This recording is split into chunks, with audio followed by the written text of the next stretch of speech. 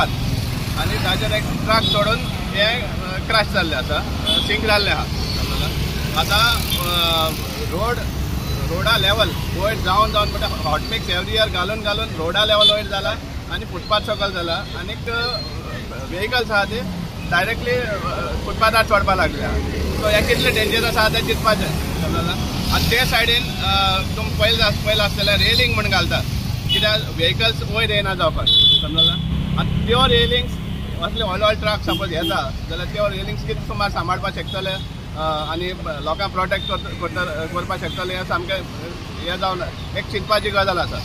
Secondly तो railing थंय पळयलें जाल्यार हांगा कार्निवाल जाता, शिगमो जाता, नरकासूर कॉम्पिटिशन जाता. सो हे आनी हजारांनी लोक आसता आनी तेजें फावंडेशन पळयलें जाल्यार म्हाका दिसना ते असले हे प्रोग्राम आहा ते त्या टायमार हे टिकतले म्हण. सो एंटायर वेस्ट ऑफ मनीच जावपा आसा. दुसरें मडगांवच्या आमदारान सांगिल्लें की हेजे मुखार